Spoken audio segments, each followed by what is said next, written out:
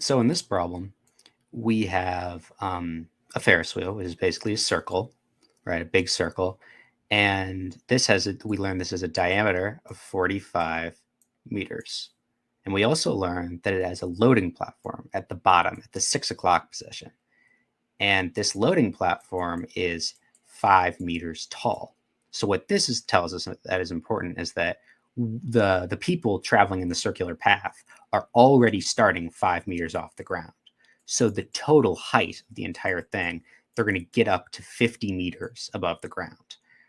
Um, and so if we want to know how high or how long they are above 47 meters, what we really need to know is, right, this entire path of the circle is the circumference of the circle. All this is that they're traveling around the circumference.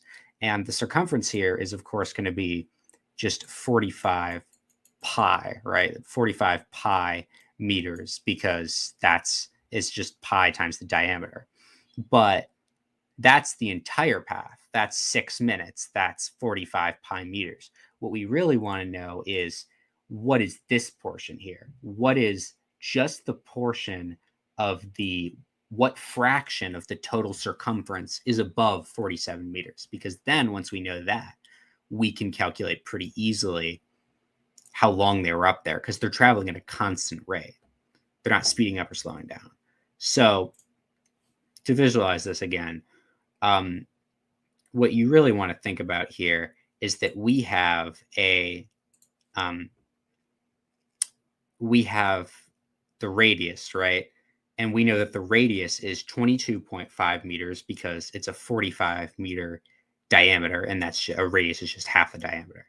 So if we want to get up to 47 meters, we know that if we start here and we go up 22.5 meters with the radius, we're going to get to the full 50, because the entire thing is 50 meters tall. So if we want to find just how high it is to 47 meters, we can just subtract 3 from that 22.5. And so we get 19.5 meters here. And what this does that's important is now this is going to form some nice right triangles for us. These triangles are can tell us the portion of how much is this circumference. And really what's important here is, well, one, you have this side is going to be 22.5 meters, because this is just the radius. But then what we really want is this angle. This angle here is going to show us how long this is. And this angle here is going to show us how long this part is. And then, so basically this angle multiplied by 2, because they're the same triangle, is going to lead to the portion of the circumference. And so in order to get that, we have our 22.5 and our 19.5. In order to calculate this, we can first this is the cosine of theta equals the adjacent side over the hypotenuse, right? And in order to get what's inside the theta, we can do inverse trig. So inverse cosine, or arc cosine of not of theta, of 19.5 over 22.5 is going to give us this angle.